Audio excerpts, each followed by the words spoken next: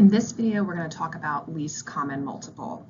So the first question we're going to go through together is, what is the least common multiple of 84 and 63?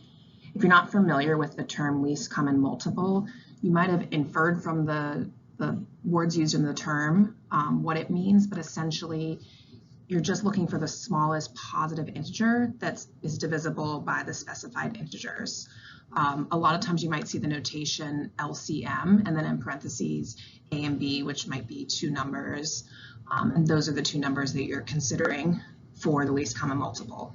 So for this question, we're basically looking for the least common multiple, LCM, of 84 and 63. So the smallest positive integer that we can divide by both of those numbers evenly. In the process for computing least common multiple, basically you're going to look at the prime factorization of each of your terms. So the first term is 84, and prime factorization basically means we're going to break it down into all of its smallest factors. So you might have done a factor tree before. So 84 we can divide by 2, and that gives us 42. And then you can divide 42 again by 2, which gives us 21. Now the next smallest prime we can divide this by is 3, and that leaves us with 7. So we now have the components of our prime factorization. We have all of the prime factors. We have two 2s, a 3, and a 7. So essentially you can rewrite 84 as being equal to 2 squared times 3 times 7. And that's really what a prime factorization is. So now let's do the same thing for 63. If we look at 63, it's not divisible by 2, but it is divisible by 3, which leaves us with 21. And again, we can divide that into 3 and 7. So the prime factorization for this one is going to be 3 squared times 7.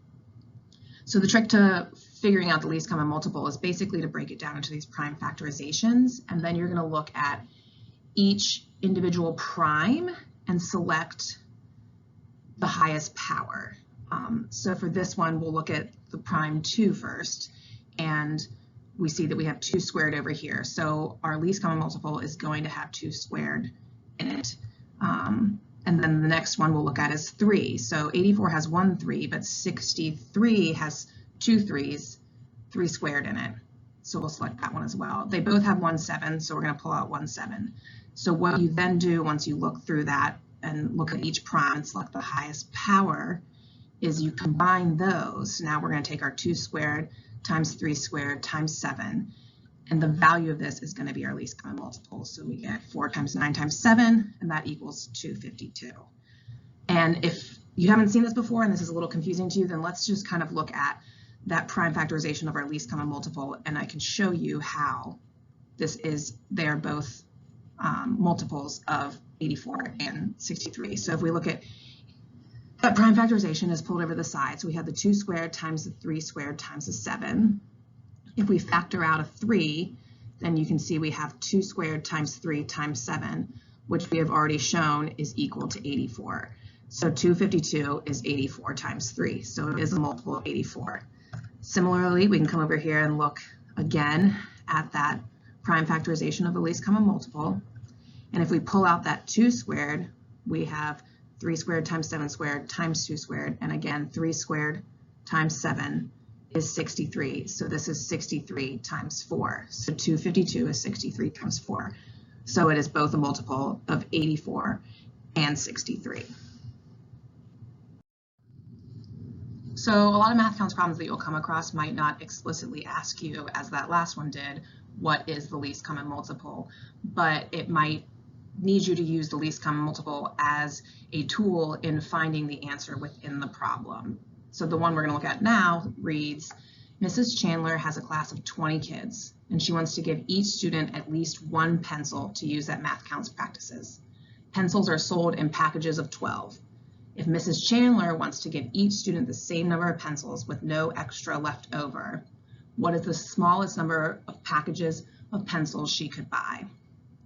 So what we want to know, first step, is to see what is the least common multiple of 20 and 12, because we want to get packages of 12 that we can evenly divide between the 20 kids. So we want the number of pencils we get to be divisible by 20 students. So we want a number, the smallest number possible, as the problem states, that is both divisible by 12 and 20. So let's start with looking at the least common multiple of 20 and 12. We'll do our prime factorization again, and I'm not going to do the tree here, but we know that 20 is 4 times 5, which is also in prime factorization 2 squared times 5. And then 12 is 4 times 3, or 2 squared times 3. So again, let's look at our 2, and we see that the largest power of 2 is 2 squared. We have that in both, so we'll just take a 2 squared out of there.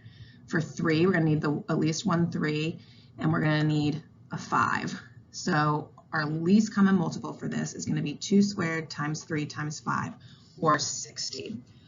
But that's not quite the answer to our problem. The problem actually asks for what is the smallest number of packages of pencils she could buy. So now we know that the least common multiple is 60. So what we're going to want to do is have 60 pencils. And that means if packages are sold in 12 pencils per package, then we're going to need 5 packages. And similarly, each student, if we have 60 pencils and 20 kids, each student is going to get 3 pencils.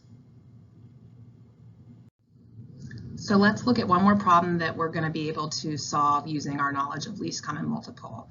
This problem reads, George Washington High School's marching band members can evenly arrange themselves in rows of 8, 9, 10, or 12. What is the least number of students that could be in the marching band?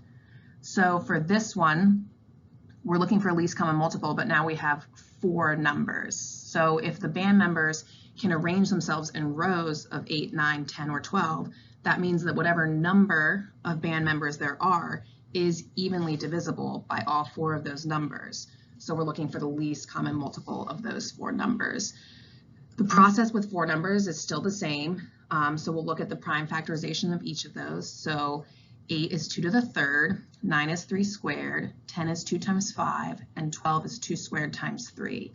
So if we look at our largest power of 2, that's over here with our 8, so 2 cubed.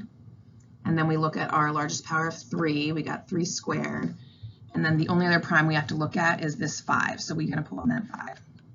So the least common multiple of these 4 numbers is going to be 2 cubed times 3 squared times 5, which is 8 times 9 times 5, and that gets us 360. So the smallest number of students that could be in the marching band is 360.